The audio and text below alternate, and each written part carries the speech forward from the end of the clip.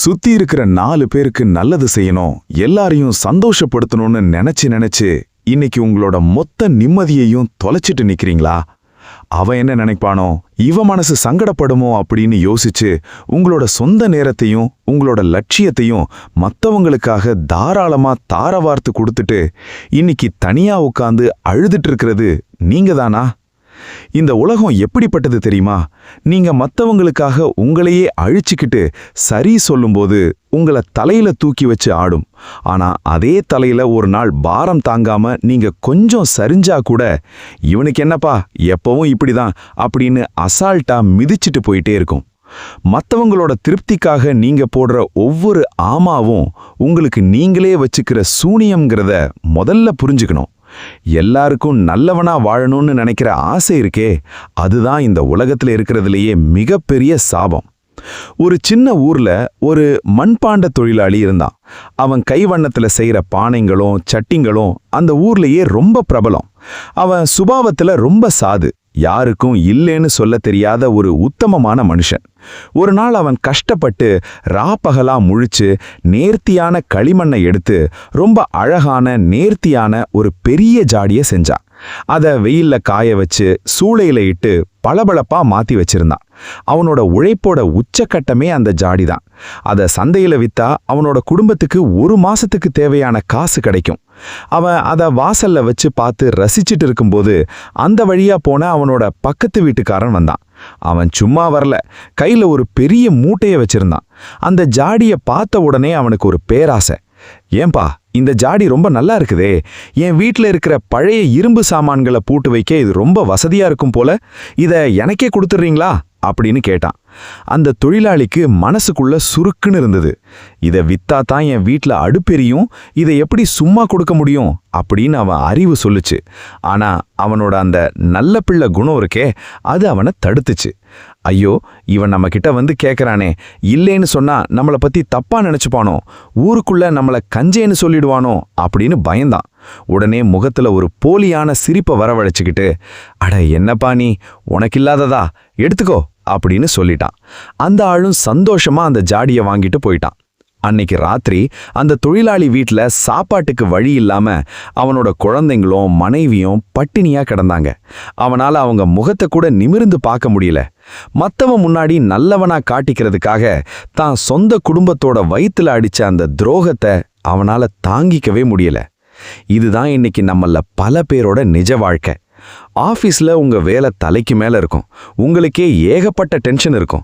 ஆனால் பக்கத்து சீட்டில் இருக்கிறவன் வந்து, மச்சான் இந்த ஃபைலை கொஞ்சம் முடிச்சு கொடுடா, எனக்கு இன்னைக்கு தேட்டரில் படம் இருக்கு அப்படின்னு சொன்ன உடனே நீங்கள் உங்கள் வேலையை அப்படியே போத்துட்டு அவனுக்காக ராத்திரி 9 மணி வரைக்கும் உட்காந்து வேலை செய்வீங்க. அவன் படத்தை பார்த்துட்டு ஜாலியாக வீட்டுக்கு போயிருப்பான். ஆனால் நீங்கள் பஸ்ஸை தொலைச்சிக்கிட்டு பசியோட டயர்டாக வீட்டுக்கு போகும்போது உங்கள் மனசுக்குள்ள ஒரு விரக்தி வரும் பாருங்க, அதுக்கு பேர் தான் சுய பலி. ஏன் இந்த நிலைமை? நீங்க இல்லைன்னு சொல்ல தெரியல. ஒரு விஷயத்த நல்லா புரிஞ்சுக்கோங்க, நீங்க எப்பவுமே எல்லாருக்கும் அவைலபிளா இருந்தா இந்த உலகம் உங்களை ஒரு மனுஷனா மதிக்காது, ஒரு சாதாரண பொருளாத்தான் பார்க்கும்.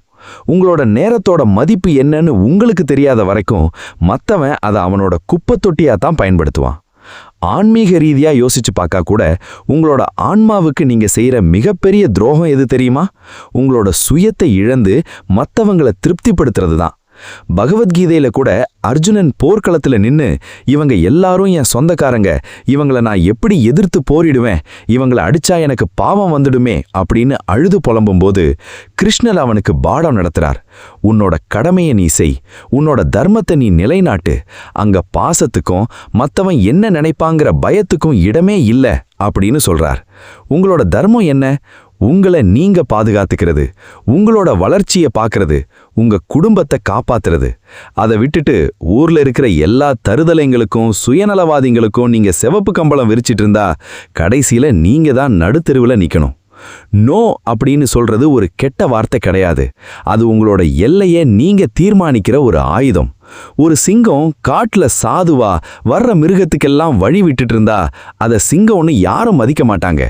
அது தன் எல்லையே கீறி வச்சிருக்கும்.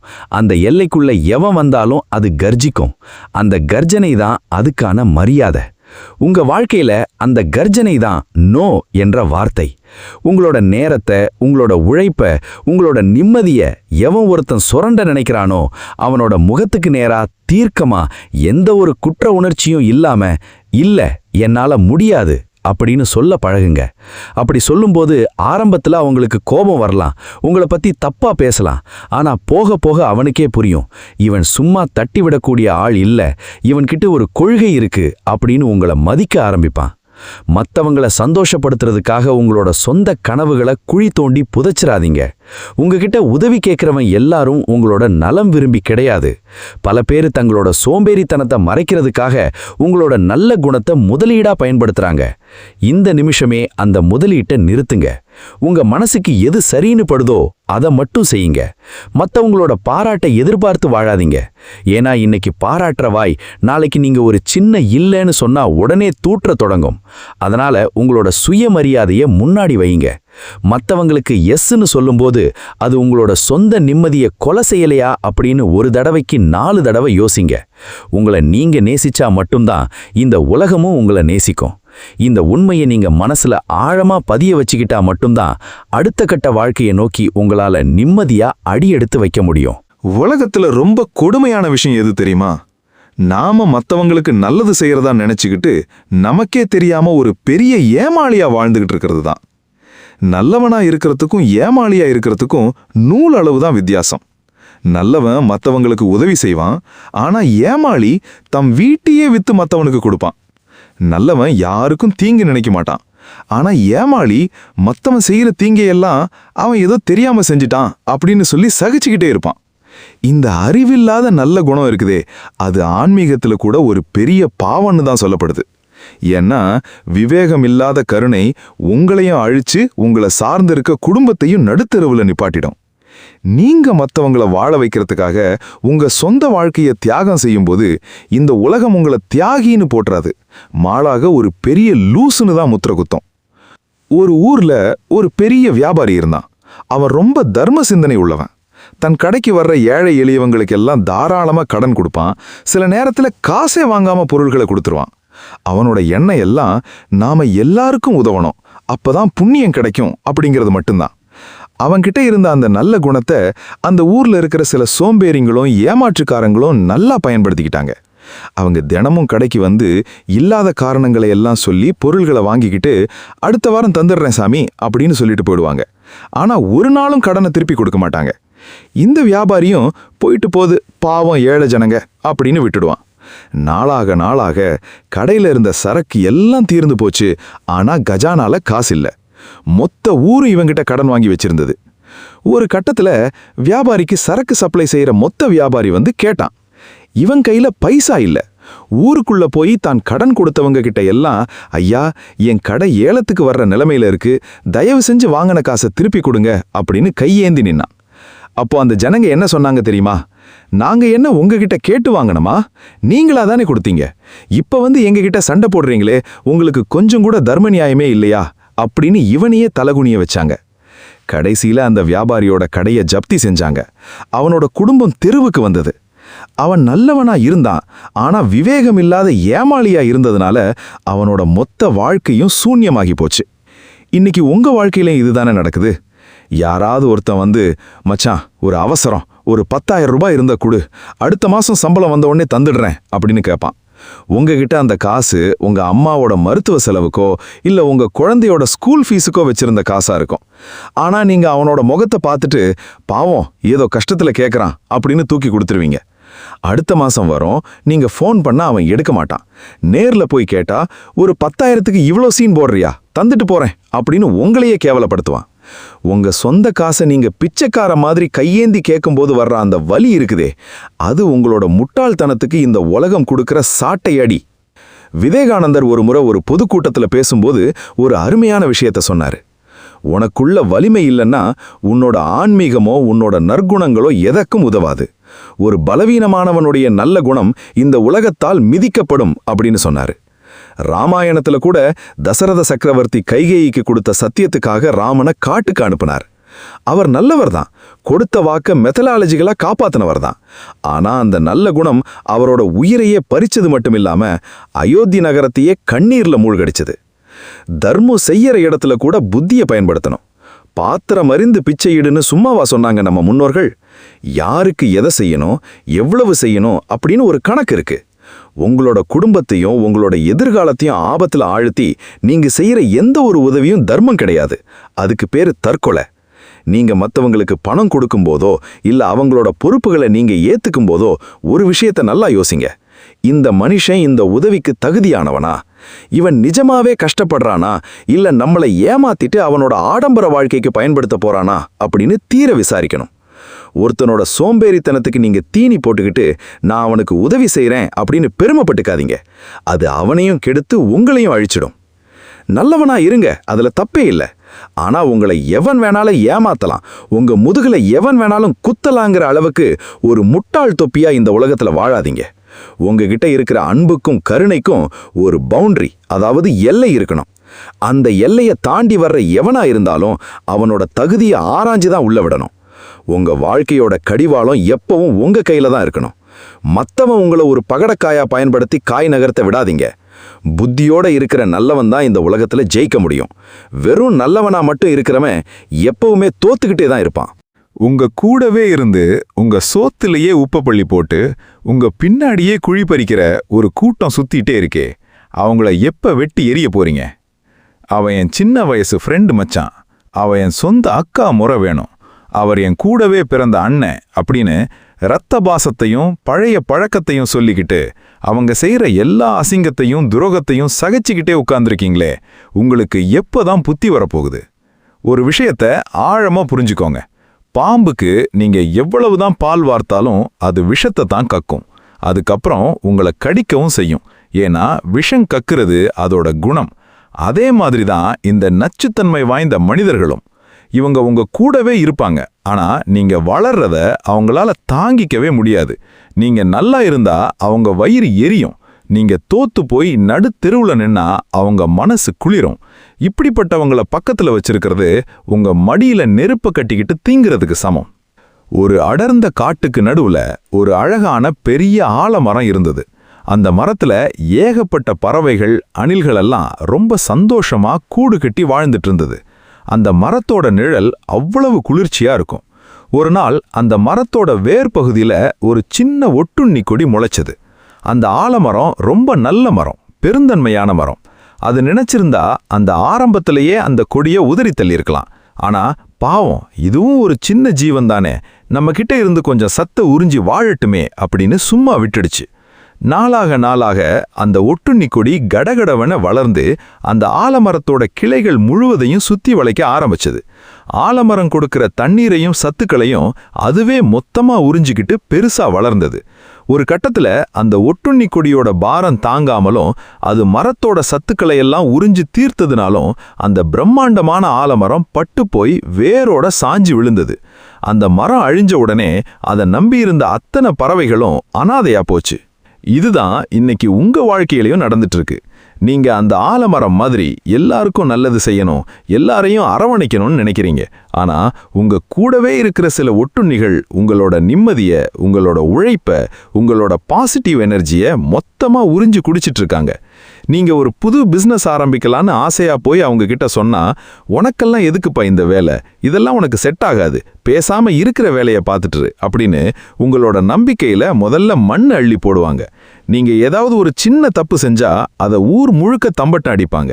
ஆனா நீங்க ஒரு பெரிய சாதனை செஞ்சா அதை அப்படியே மூடி மறைச்சு அதெல்லாம் அவனுக்கு லக்ல நடந்துருச்சுப்பா அப்படின்னு ஆசால்ட்டா கடந்து போவாங்க. இவங்க தான் நச்சுத்தன்மை வாய்ந்த மனிதர்கள். ஆன்மீகத்துல ஒரு பெரிய தத்துவம் இருக்கு, சத்சங்கம் அப்படின்னு சொல்லுவாங்க. அதாவது நல்ல எண்ணங்கள், நல்ல குணங்கள் உள்ள மனிதர்களோடு சேருவது தான் சத்சங்கம். ஆனா இந்த நச்சு மனிதர்களோட இருக்கிறதுக்கு பேரு துர்சங்கம்.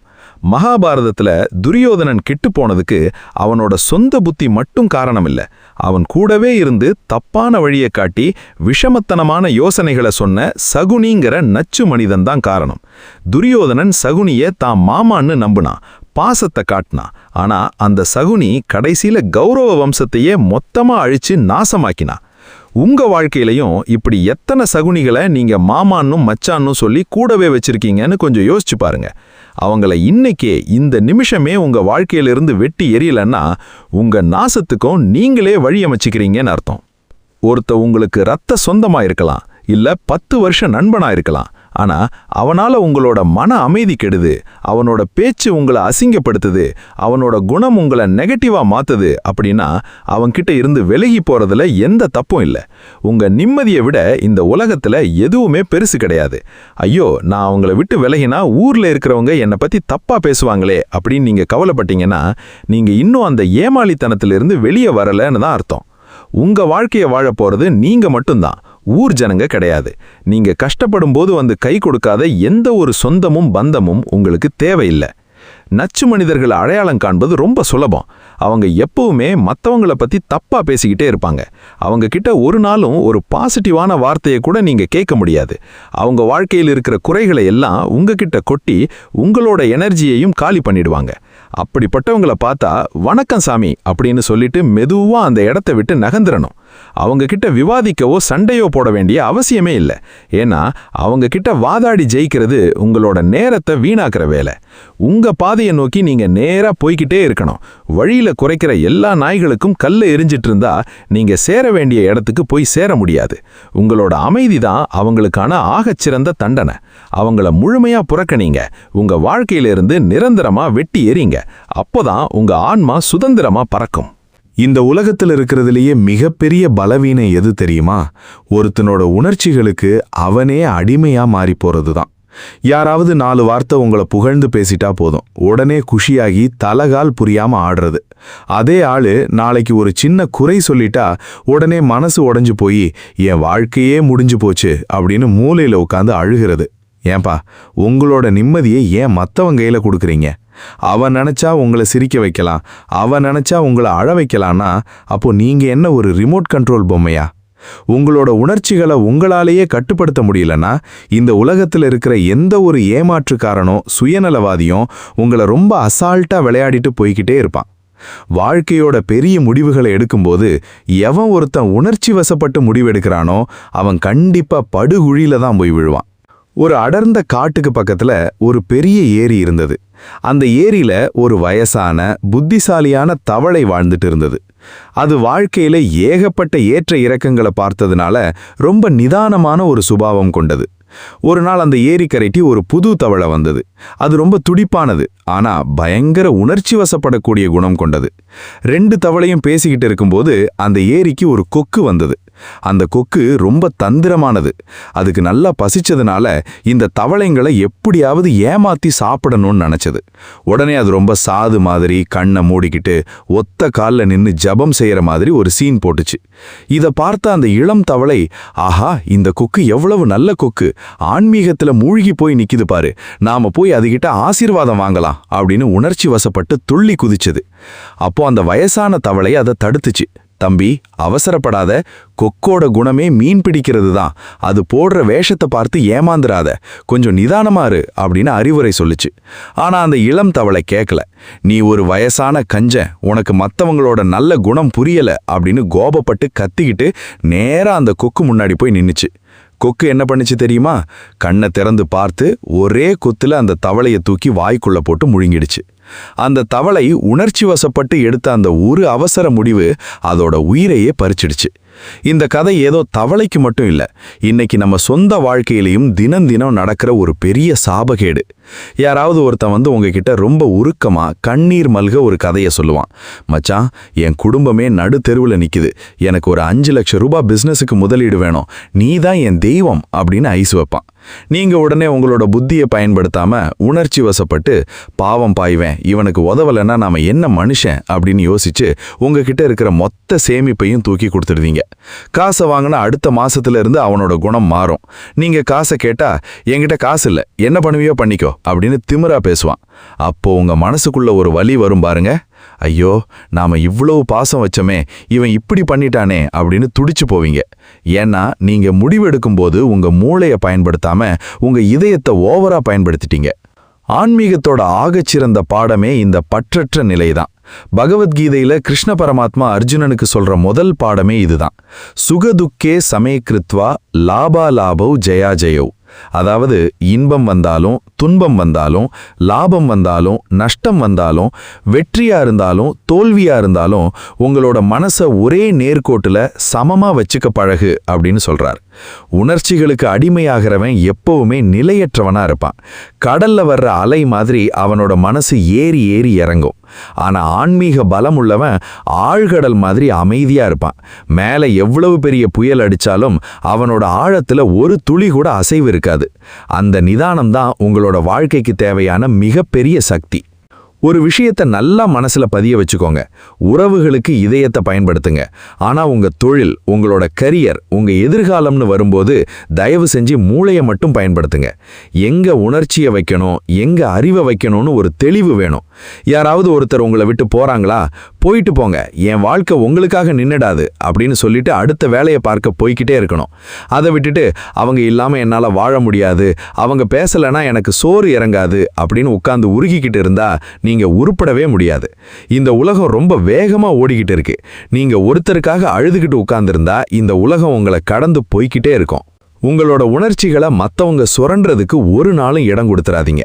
ஒருத்தவங்க கிட்ட கோபத்தை காட்டுறானா நீங்க பதிலுக்கு கோபப்பட்டு உங்களோட எனர்ஜியை காலி பண்ணாதீங்க. அமைதியா சிரிச்சிட்டு போங்க. அவனோட கோபத்துக்கு நீங்க ரியாக்ட் பண்ணாத வரைக்கும் அவனோட கோபம் அவனுக்கே தான் சொந்தம். உங்களோட அமைதி தான் அவனுக்கு கிடைக்கிற ஆகச்சிறந்த நெத்தியடி. உணர்ச்சிகளை கட்டுப்படுத்த பழகுங்க. மனசை ஒரு நிலைப்படுத்துங்க. எப்போ நீங்க உணர்ச்சிகளுக்கு அடிமையாகாம எல்லாத்தையும் ஒரு சாட்சியா நின்னு பார்க்க ஆரம்பிக்கிறீங்களோ அன்னைக்கே நீங்க வாழ்க்கையில பாதி ஜெயிச்சிட்டீங்கன்னு அர்த்தம். அந்த வைராகியத்தை உங்களுக்குள்ள வளர்த்துக்கோங்க. நான் ரொம்ப நேர்மையானவன் மச்சான். புத்தகத்துல படிச்ச நல்ல பழக்க வழக்கங்களை அப்படியே ஃபாலோ பண்ணுவேன். தப்பு செஞ்சா யாருக்கும் பயப்படாம முகத்துக்கு நேரா கேட்பேன் அப்படின்னு காலரை தூக்கி விட்டுக்கிட்டு தெரியறீங்களா? உங்க நேர்மைக்கும் உங்க உத்தமமான குணத்துக்கும் என்னோட பாராட்டுகள். ஆனா ஒன்னு தெரியுமா, ஒரு ஏமாற்றுக்காரன் நிறைந்த சபையில நீங்க உங்களோட அந்த பாடப்புத்தக நேர்மையை காட்டி பேசுனா உங்களை அவங்க ஒரு லூசுன்னு சொல்லி ஓரங்கட்டிடுவாங்க. இந்த உலகம் ரொம்ப தந்திரமானது, சுயநலம் பிடிச்சது. இங்க எல்லாரும் விதவிதமான முகமூடிகளை போட்டுக்கிட்டு சுத்திக்கிட்டு இருக்கிறாங்க. அப்படிப்பட்ட ஒரு சூழல்ல நீங்க உங்களோட உண்மையான இதயத்தை திறந்து காட்டி நான் ரொம்ப ஓப்பனா இருப்பேன் அப்படின்னு சொன்னீங்கன்னா உங்களை ஒரு பலிகடா ஆக்குறதுக்கு இந்த உலகம் ஒரு நிமிஷம் கூட யோசிக்காது. காலத்துக்கு ஏத்த மாதிரி, எதிரிக்கு ஏத்த மாதிரி உங்களோட உத்திகளை மாத்திக்க தெரியலனா நீங்க எவ்வளவு பெரிய திறமைசாலியா இருந்தாலும் சரி, இங்க தோத்துதான் போவீங்க. ஒரு அடர்ந்த காட்டுக்கு நடுவுல ஒரு பெரிய சிங்கம் வாழ்ந்துட்டு வந்தது. அதுதான் அந்த காட்டுக்கு ராஜா. ரொம்ப கம்பீரமானது, யாருக்கும் அஞ்சாத குணம் கொண்டது. ஆனா அந்த காட்டுல ஒரு நரியும் இருந்தது. அது ரொம்ப தந்திரமானது. எப்போ யாருக்கு முன்னாடி எப்படி வளைந்து கொடுக்கணும்னு அதுக்கு நல்லா தெரியும். ஒரு நாள் அந்த காட்டுக்கு ஒரு புது வேடன் வந்தான். அவன் கையில பெரிய வலைகளும் நவீன ஆயுதங்களும் இருந்தது. சிங்கத்தோட கம்பீரம் என்ன பண்ணுச்சு தெரியுமா? நான் தான் இந்த காட்டுக்கு ராஜா, இந்த சாதாரண மனுஷனை பார்த்து நான் ஏன் ஒளியணும் அப்படின்னு நினைச்சுக்கிட்டு நேரா கர்ஜிச்சுக்கிட்டு வேடன் முன்னாடி போய் நின்னுச்சு. வேடன் ரொம்ப அசால்ட்டா தன் துப்பாக்கியை எடுத்து சிங்கத்தை குறி வச்சான். சிங்கத்துக்கு ஆபத்து புரியல. ஆனா அதே நேரத்துல அந்த நரி என்ன பண்ணுச்சு தெரியுமா?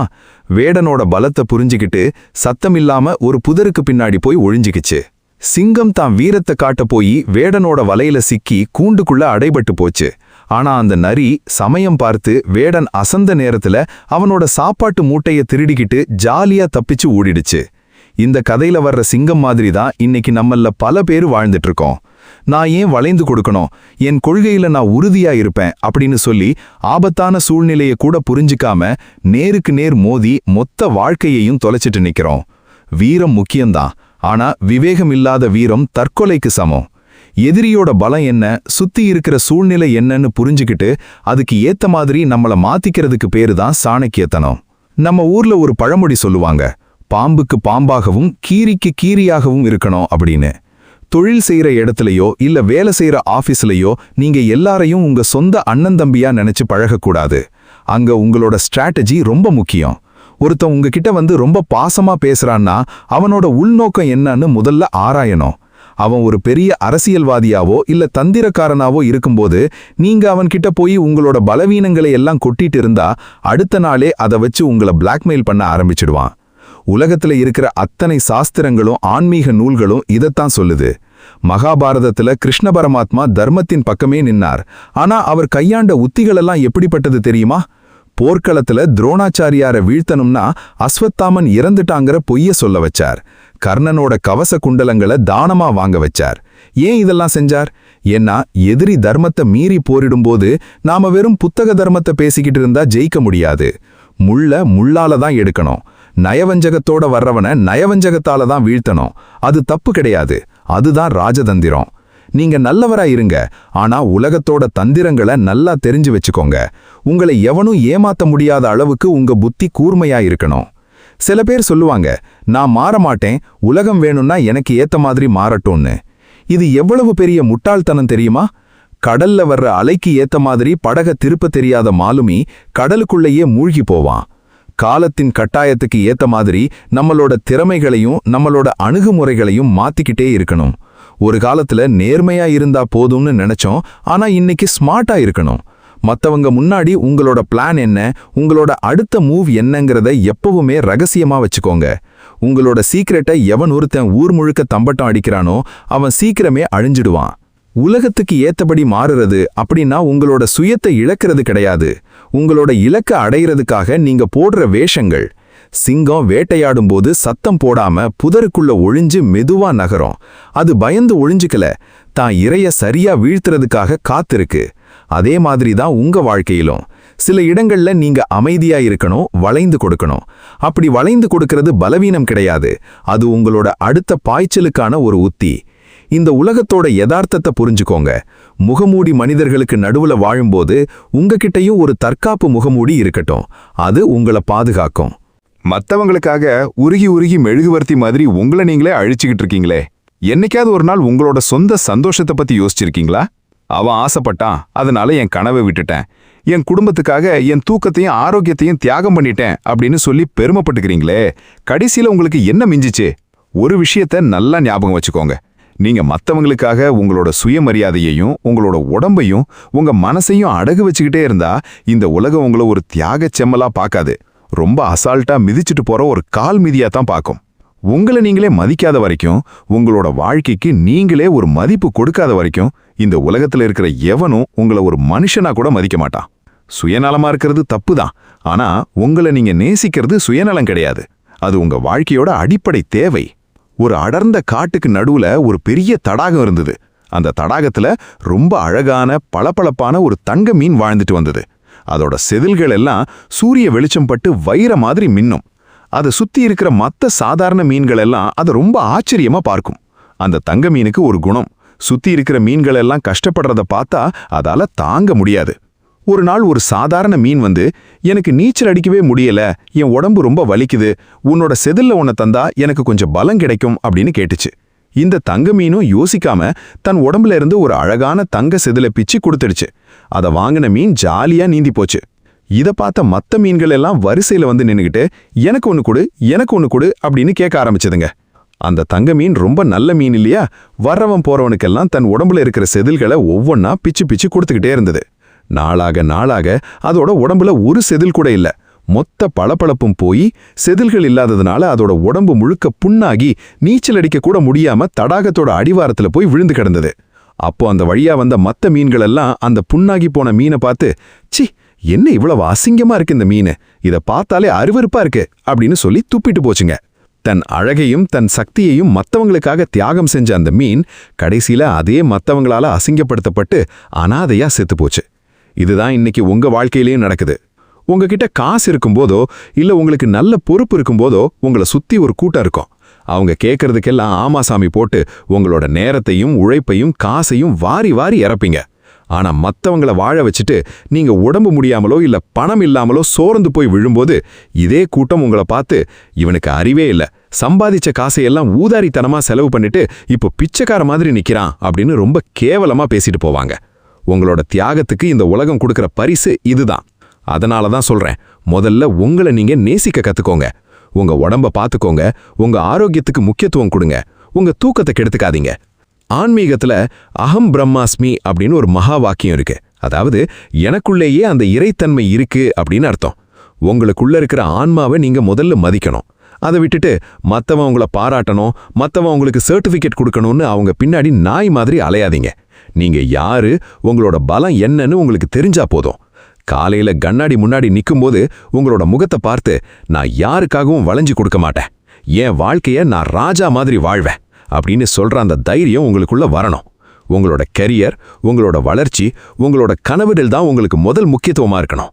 மத்தவங்களுக்காக உங்க வாழ்க்கையை விட்டு கொடுக்காதீங்க. உங்ககிட்ட அன்பு காட்ட ஒருத்தர் கூட இல்லைன்னா கூட கவலைப்படாதீங்க. நீங்க உங்க கூடவே இருங்க. உங்களுக்காக நேரத்தை ஒதுக்குங்க. நல்ல சாப்பாடு சாப்பிடுங்க, நல்ல புத்தகங்களை வாசிங்க, உங்க அறிவை வளர்த்துக்கோங்க. உங்க வாழ்க்கையோட ஹீரோ நீங்க தான். நீங்க ஒரு இரும்பு மனிதனா, யாருக்கும் அசைந்து கொடுக்காத ஒரு சிகரமா நிமிர்ந்து வரும்போது, இன்னைக்கு உங்களை ஏளனமா பார்த்த அதே உலகம் நாளைக்கு உங்களை அண்ணாந்து பார்த்து வியக்கும். உங்களை நீங்க நேசிச்சா மட்டும்தான் உங்களால மத்தவங்களுக்கு உண்மையான பலத்தை கொடுக்க முடியும். இந்த உண்மையை மனசுல வச்சுக்கிட்டு இன்னையிலிருந்து உங்களுக்கான வாழ்க்கைய வாழத் தொடங்குங்க. அடங்கி போறது அமைதி கிடையாதுப்பா, அது உங்களோட கோழைத்தனம். நான் ரொம்ப பொறுமையானவன், வர்ற கோபத்தை எல்லாம் அப்படியே முழுங்கிடுவேன், என் சாந்த குணம்தான் எனக்கு பெருமை அப்படின்னு சொல்லி உங்களை நீங்களே ஏமாத்திக்காதீங்க. நீங்க ஒரு தடவை மத்தவன் செய்யற அசிங்கத்தையும் அநியாயத்தையும் சகிச்சுக்கிட்டு அமைதியா இருந்தா இந்த உலகம் உங்களை ரொம்ப நல்லவன்னு பாராட்டாது. இவன் ஒரு அடி முட்டாள், இவனை எவ்வளவு வேணாலும் மிதிக்கலாம், இவன் திருப்பி அடிக்க மாட்டான் அப்படின்னு நினைச்சு உங்களை இன்னும் ஆழமா மிதிக்க ஆரம்பிச்சிரும். உங்களோட அமைதிய மத்தவன் அவனோட லாபத்துக்காக பயன்படுத்தும் போது நீங்க காட்டுற பொறுமை தர்மம் கிடையாது, அது நீங்க செய்யற மிகப்பெரிய பாவம். ஒரு எல்லையை தாண்டி உங்க சுயமரியாதையில கை வைக்கும்போது அங்க சாந்த குணம் வேலைக்காகாது. சிங்கத்தோட கர்ஜனை மாதிரி ஒரு திருப்பி அடி இருக்கணும். அப்பதான் சுத்தி இருக்கிற நரி கூட்டத்துக்கு உங்க பவர் என்னன்னு புரியும். ஒரு பெரிய அடர்ந்த காட்டுக்கு நடுவுல ஒரு கிராமம் இருந்தது.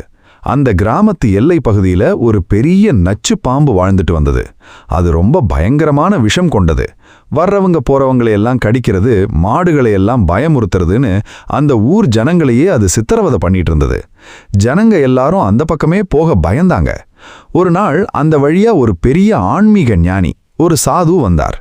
அந்த பாம்பு அவரை பார்த்து சீறிக்கிட்டு கடிக்க போச்சு. ஆனா அந்த சாது பயப்படல. தன் தவ வலிமையால அந்த பாம்பை அமைதிப்படுத்தி, ஏன் இப்படி எல்லாரையும் கடிச்சு பாவம் தேடிக்கிற, இன்னிலிருந்து நீ யாரையும் கடிக்கக்கூடாது, யாருக்கும் தீங்கு செய்யக்கூடாது, அமைதியா தவம் பண்ணு அப்படின்னு உபதேசம் பண்ணிட்டு போயிட்டார். பாம்பும் அந்த நல்ல உபதேசத்தை மனசுல ஏத்துக்கிட்டு கடிக்கிற குணம், சீருற குணம் எல்லாத்தையும் விட்டுட்டு ரொம்ப சாதுவா ஒரு புதற்குள்ள அடங்கி வாழ ஆரம்பிச்சது. சில மாசங்களுக்கு அப்புறம் அந்த சாது மறுபடியும் அதே வழியா வந்தார்.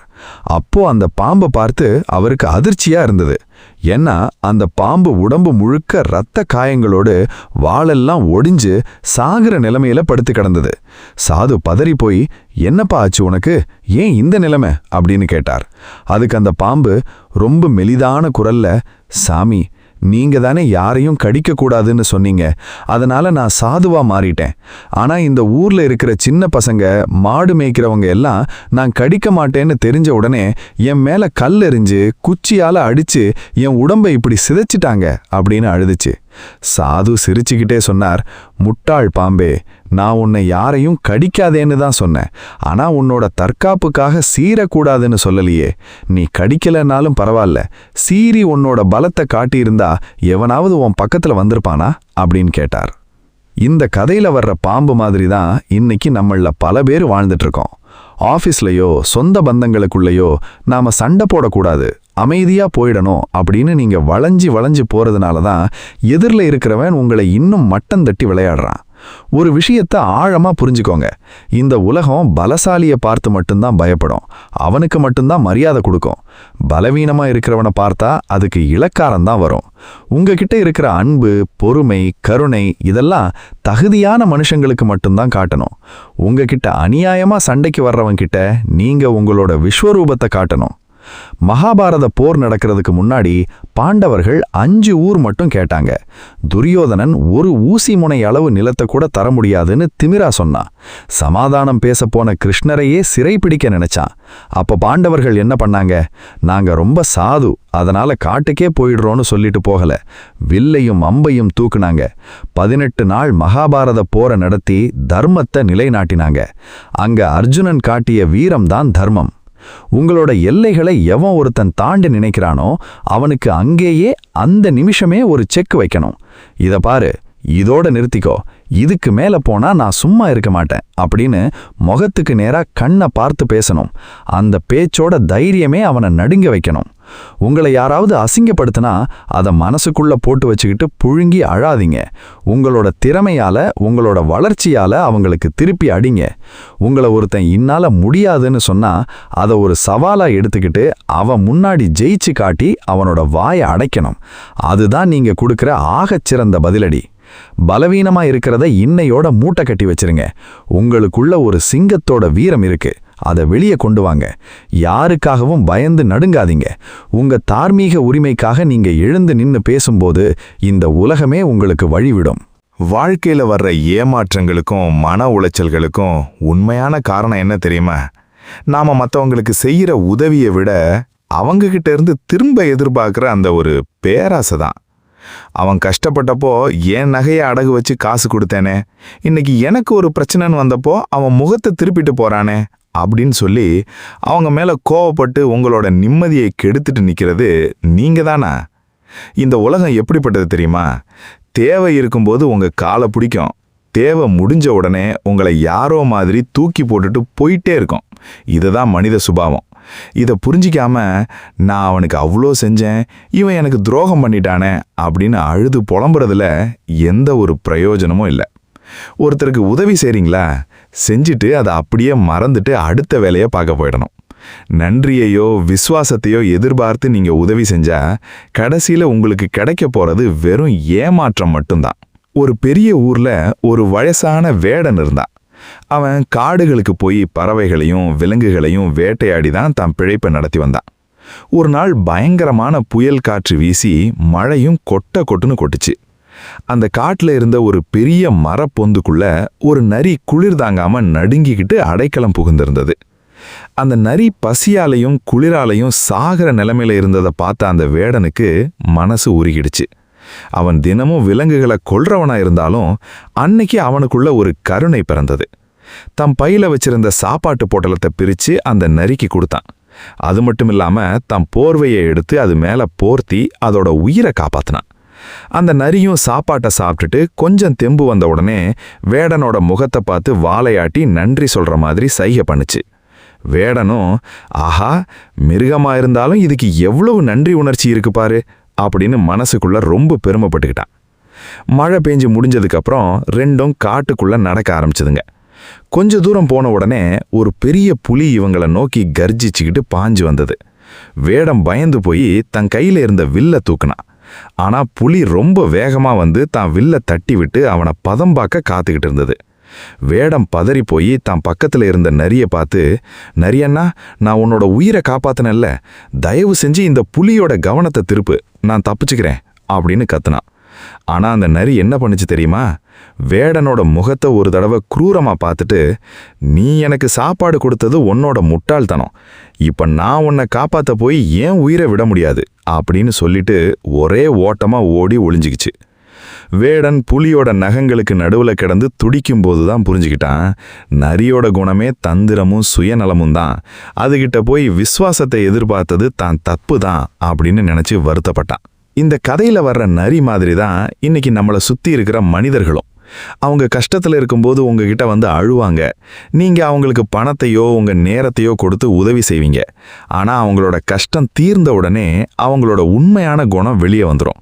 அப்போ நீங்க, ஐயோ நான் அவனுக்கு இவ்வளோ செஞ்சனே அப்படின்னு நினைச்சு உங்களோட ரத்த அழுத்தத்தை, பிளட் ப்ரெஷரை ஏத்திக்காதீங்க. ஏன்னா உதவி செய்யறது உங்களோட குணம், ஆனா ஏமாத்துறது அவனோட குணம். ஒருத்தனோட பிறவி குணத்தை உங்களால மாத்த முடியாது.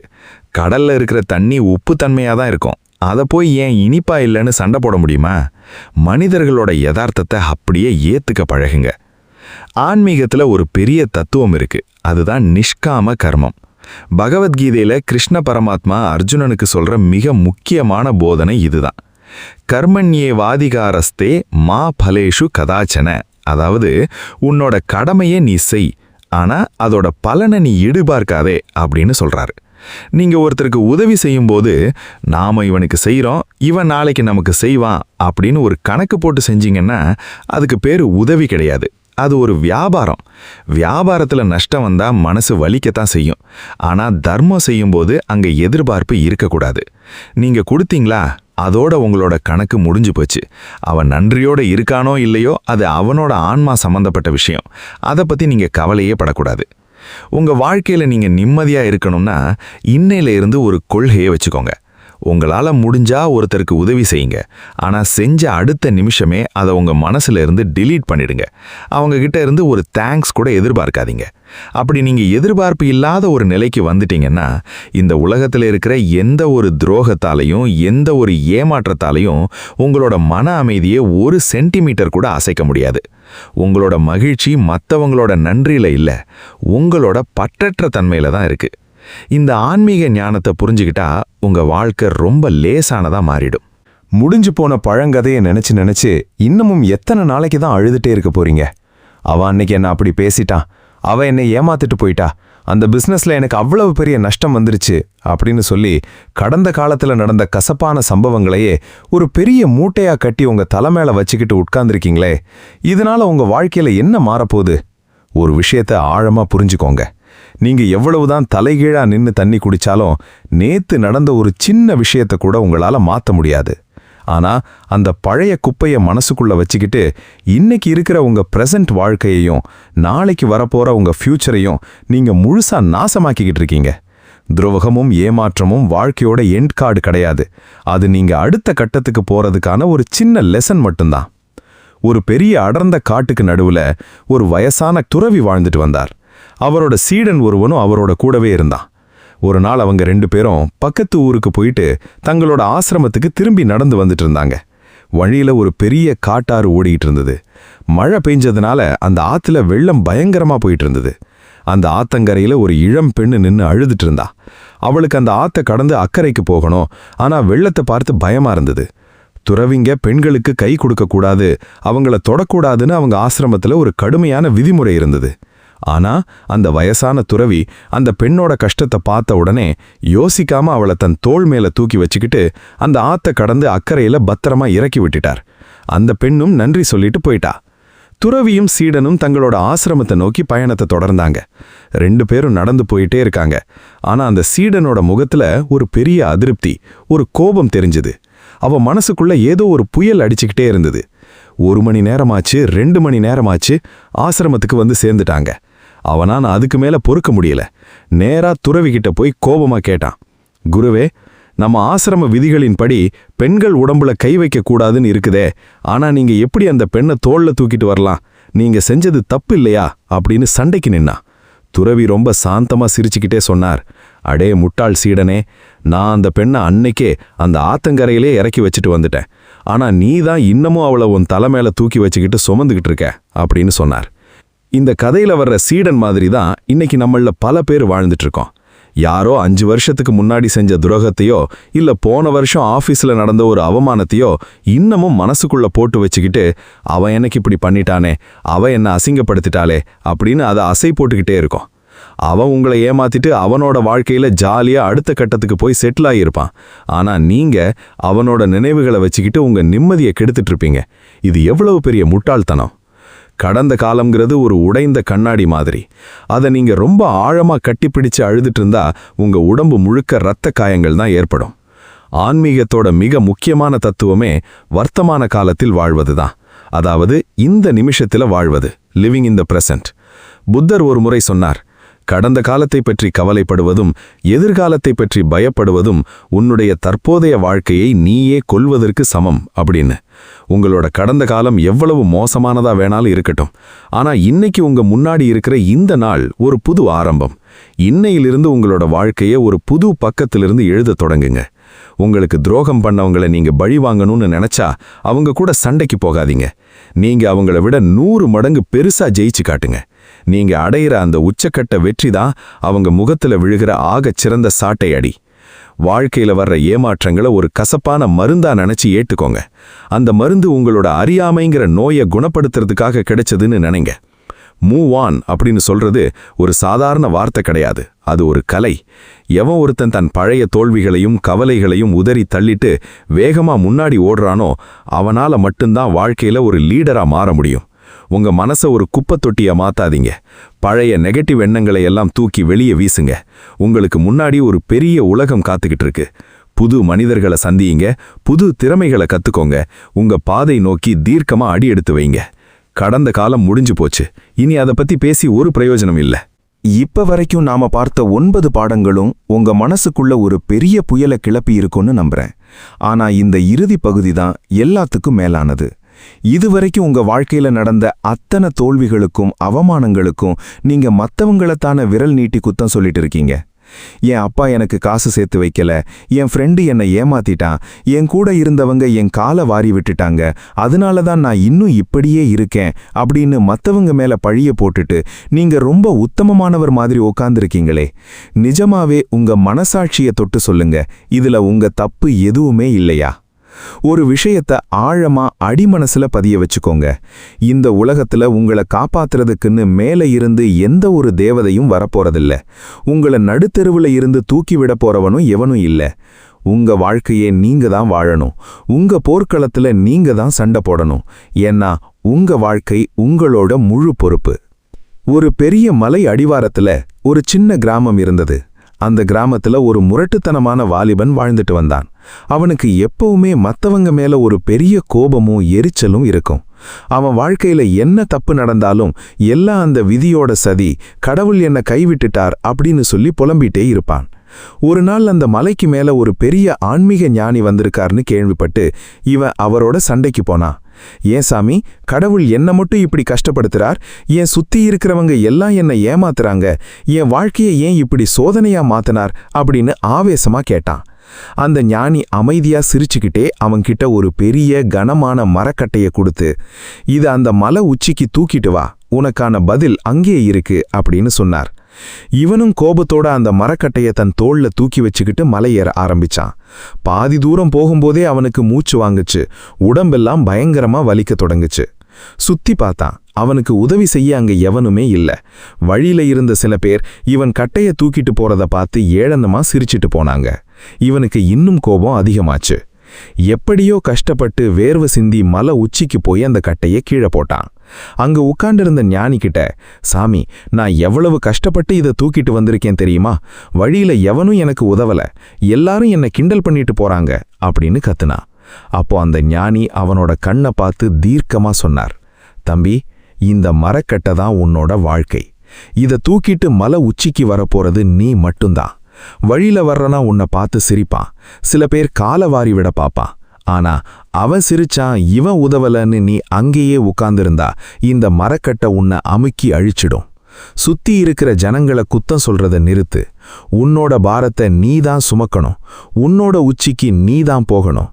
எப்போ நீ மத்தவங்க மேல பழி போடுறத நிறுத்துறியோ அன்னைக்கே உன்னோட உண்மையான பலம் உனக்கு தெரியும் அப்படின்னு சொன்னார். அந்த வாலிபன் அன்னைக்கு தான் புரிஞ்சுக்கிட்டான், தன் வாழ்க்கையோட அத்தனை கஷ்டங்களுக்கும் தான் சுய முயற்சி இல்லாதது தான் காரணம், மத்தவங்க இல்ல அப்படின்னு. இன்னைக்கு உங்க நிலைமையும் இதுதான். உங்களுக்கு ஒரு பிசினஸ்ல நஷ்டமா? அதுக்கு நீங்க எடுத்த தப்பான முடிவோ இல்ல நீங்க ஓவரா நம்பின ஏமாளித்தனமோ தான் காரணம். உங்க கரியர்ல நீங்க இன்னும் வளரலையா? அதுக்கு நீங்க உங்களோட திறமைகளை வளர்த்துக்காம சோம்பேறியா இருந்தது தான் காரணம். எப்போ நீங்க மத்தவங்க மேல விரல் நீட்டுறதை நிறுத்திட்டு, ஆமா, என் வாழ்க்கைக்கு நான் தான் பொறுப்பு, இனி என் மூவ் என்னன்னு நான் பாத்துக்கிறேன் அப்படின்னு உங்க கைகளை உங்க நெஞ்சு மேல வச்சு சொல்றீங்களோ அன்னைக்கு தான் உங்களுக்குள்ள இருக்கிற அந்த அசுர சக்தி விழிச்சுக்கும். ஆன்மீகத்தோட உச்சக்கட்ட தத்துவமே சுய உழைப்பு மற்றும் தன்னம்பிக்கை தான். உபநிடதங்கள்ல ஒரு அருமையான வாசகம் இருக்கு, உத்திஷ்டத ஜாகிரத பிராப்பிய வரான் நிபோதத அப்படின்னு. அதாவது, எழுந்திரு, விழித்திரு, உன்னுடைய இலக்கை அடையும் வரை நிறுத்தாதே அப்படின்னு. விவேகானந்தர் இதத்தான் ஊர் முழுக்க சொன்னார். உங்களுக்குள்ளேயே அண்ட சராசரத்தோட மொத்த ஆற்றலும் அடங்கியிருக்கு. உங்களை நீங்களே ஏமாளின்னும் பலவீனமானவன்னும் நினைச்சு அழுதுட்டு இருக்காதீங்க. உங்க வாழ்க்கையோட ஸ்டீரிங் வீல் எப்பவுமே உங்க கையில தான் இருக்கணும். மத்தவன் வந்து உங்க வாழ்க்கை பாதையை தீர்மானிக்கிறதுக்கு நீங்க ஒரு நாளும் இடம் கொடுத்துடக்கூடாது. நல்லவரா வாழுங்க, ஆனா மத்தவங்க உங்களை மிதிச்சிட்டு போற அளவுக்கு ஒரு நாளும் ஏமாளியா இருக்காதீங்க. இந்த உலகம் பலசாலிய கொண்டாடும், பலவீனவனை துவம்சம் பண்ணும். உங்ககிட்ட அன்பு இருக்கட்டும், ஆனா அந்த அன்புக்கு பின்னாடி ஒரு சிங்கத்தோட கம்பீரமும் சாணக்கியனோட தந்திரமும் கண்டிப்பா இருக்கணும். உங்க கண்ணீரை துடைக்க எவனும் வரமாட்டான். உங்க கால்களை நீங்க தான் பலமா பூமியில ஊன்றி நிக்கணும். நீங்க யாருக்கும் அடிமை கிடையாது. உங்க வாழ்க்கையோட ஆகச் சிறந்த ஹீரோ, மாஸ் லீடர் எல்லாமே நீங்க மட்டும்தான். எந்த ஒரு சூழ்நிலையிலும் உங்க சுயமரியாதையை யாருக்காகவும் அடகு வச்சிடாதீங்க. நிமிர்ந்து நில்லுங்க, துணிஞ்சு போராடுங்க. இந்த உலகத்தை உங்க காலடியில ஜெயிச்சு காட்டுங்க. இந்த 10 பாயிண்ட்ல உங்களுக்கு இப்போதைய சூழ்நிலைக்கு எந்த பாயிண்ட் ரொம்ப தேவைப்படுது, உங்க மனசை உலுக்குன விஷயம் எதுன்னு மறக்காம கீழே கமெண்ட் பண்ணுங்க. இந்த வீடியோ உங்களுக்கு ஒரு தெளிவை தந்திருந்தா வீடியோவை லைக் பண்ணி உங்க வாழ்க்கையில இருக்கிற அத்தனை ஏமாளி ஃப்ரெண்ட்ஸுக்கும் மத்தவங்களுக்காக வாழ்ந்து கெட்ட நல்லவங்களுக்கும் ஷேர் பண்ணுங்க. நம்ம சேனலுக்கு சப்ஸ்கிரைப் பண்ணி அந்த பெல் ஐகானையும் தட்டி வச்சுக்கோங்க. அடுத்த ஒரு பவர்ஃபுல் வீடியோவில் உங்களை வந்து பார்க்குறேன். அது வரைக்கும் கெத்தா இருங்க, மாசா கிளப்புங்க.